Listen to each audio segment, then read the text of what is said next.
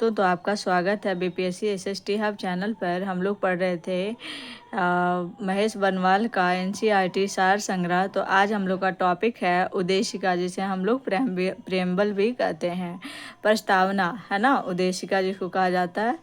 देखो क्या क्या है प्रस्तावना में। हम भारत के लोग भारत को एक संपूर्ण प्रभुत्व संपन्न समाजवादी पंथ निरपेक्ष लोकतंत्रात्मक गणराज्य बनाने के लिए तथा उसके समस्त नागरिकों को सामाजिक, आर्थिक और राजनैतिक न्याय, विचार, अभिव्यक्ति, विश्वास, धर्म और उपासना की स्वतंत्रता, प्रतिष्ठा और अवसर की समता प्राप्त कराने के लिए तथा उन सब में व्यक्ति की गरिमा और राष्ट्र की एकता और अखंडता सुनिश्चित करने वाली बंधुता बढ़ाने के लिए दृढ़ संकल्प होकर अपने इस संविधान सभा में आज तारीख 26 नवंबर 1949 ईस्वी को मिति मार्गशीर्ष शुक्ल सप्तमी संवत 2006 विक्रमी को एतद द्वारा इस संविधान को अंगीकृत, अधिनियमित और आत्मर्पित करते हैं। ठीक है, ये हमारा प्रस्तावना दिया गया है। अब देखो क्या है, संविधान सभा में उद्देश्य प्रस्ताव कब प्रस्तुत किया गया था? तो संविधान सभा में उद्देश्य प्रस्ताव 13 दिसंबर 1946 को प्रस्तुत किया गया था। भारतीय संविधान का कौन सा भाग भारत को एक धर्मनिरपेक्ष राज्य के रूप में वर्णित करता है? तो भारतीय संविधान में है ना, धर्मनिरपेक्ष राज्य के रूप में वर्णित करने वाला संविधान की प्रस्तावना है। क्या है? संविधान की प्रस्तावना। भारतीय संविधान की प्रस्तावना में भारत को एक सार्वभौम समाजवादी धर्मनिरपेक्ष प्रजातांत्रिक गणतंत्र के रूप में घोषित किया गया है। ठीक है, सर्वोच्च न्यायालय द्वारा ऐसा किस वाद में कहा गया है कि अनुच्छेद 368 के अंतर्गत संविधान के प्रस्तावना में भी संशोधन किया जा सकता है, परंतु यह मूल ढांचे का उल्लंघन करने वाला नहीं होना चाहिए। कहा जाता है कि सर्वोच्च न्यायालय में ऐसा कौन सा वाद है जिसमें कहा गया है कि अनुच्छेद 368 के अंतर्गत संविधान के प्रस्तावना में भी संशोधन किया जा सकता है, परंतु यह मूल ढांचे का उल्लंघन करने वाला नहीं होना चाहिए। ये कौन से वाद में कहा गया है? तो ये केशवानंद भारती विवाद 1973 में कहा गया है। ठीक है, संविधान संबंधी विचार।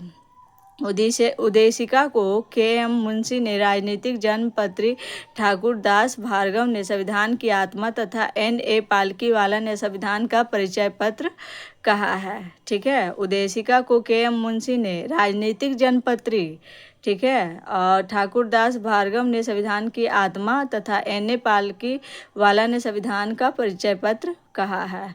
अनुच्छेद 32 संवैधानिक उपचारों का अधिकार को डॉक्टर भीमराव अंबेडकर ने संविधान का हृदय और आत्मा कहा है। अनुच्छेद 32 को डॉक्टर B.R. अम्बेडकर के द्वारा संविधान का हृदय और आत्मा कहा गया है।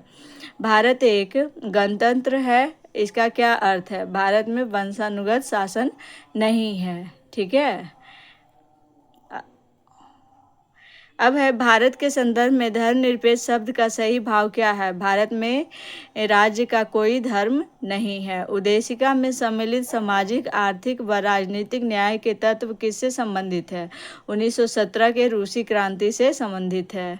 उद्देशिका में जो भी वर्ड दिया गया है, सामाजिक, आर्थिक, राजनीतिक न्याय का तत्व, ये 1917 के रूसी क्रांति से संबंधित है। उच्चतम न्यायालय ने किस वाद में यह धारणा प्रस्तुत की कि उद्देशिका संविधान का अभिन्न अंग है? सार्वभौमई बनाम यूनियन ऑफ इंडिया के तहत सभी व्यक्ति पूर्णतः और समान रूप से मानव है, यह सिद्धांत जाना जाता है सार्वभौमिकता का। किस चीज़ का जाना जाता है? सार्वभौमिकता का। भारत में लौकिक सार्वभौमिकता है क्योंकि संविधान की प्रस्तावना आरंभ होती है हम भारत के लोग शब्दों से। ठीक है, लोक कल्याण शब्द भारत के संविधान की उद्देशिका में नहीं है, बल्कि यह राज्य के नीति निर्देशक तत्व का भाग है। किस संशोधन के द्वारा भारतीय संविधान की उद्देशिका में संशोधन किया गया था? 42वें संविधान संशोधन के द्वारा। भारतीय संविधान की प्रस्तावना में जिन आदर्शों एवं उद्देश्यों की रूपरेखा दी गई है, उनका विस्तार कहाँ है? तो मूल अधिकारों, राज्य के नीति निर्देशक सिद्धांतों एवं मौलिक कर्तव्यों के अध्याय में। राज्य का सबसे महत्वपूर्ण तत्व क्या है? संप्रभुता, समाजवादी, अखंडता तथा पंथ निरपेक्ष संविधान की प्रस्तावना में किस संशोधन द्वारा सम्मिलित किए गए थे? 42वें संशोधन द्वारा। उदेशिका को राजनीतिक जनपत्री की संज्ञा किसने प्रदान की है? के.एम. मुंशी ने। प्रस्तावना संविधान का अंग नहीं है, उच्चतम न्यायालय ने यह मत किस वाद में व्यक्त किया था? बेरूबारी संघ मामले वर्ष 1960 में। ठीक है। संविधान निर्माण में महत्वपूर्ण भूमिका निभाने वाले संविधान सभा के सदस्य पर सर अल्लादी कृष्ण स्वामी अय्यर के अनुसार संविधान की प्रस्तावना हमारे दीर्घकालिक सपनों का विचार है। गोलकनाथ बनाम पंजाब राज्य के मामले में न्यायमूर्ति एम हिदायतुल्लाह ने उदेशिका को संविधान की मूल आत्मा कहा है। आज के लिए इतना ही, धन्यवाद। अगर आपको मेरी वीडियो अच्छी लगती है तो कमेंट करें, शेयर करें and subscribe the channel. Thank you.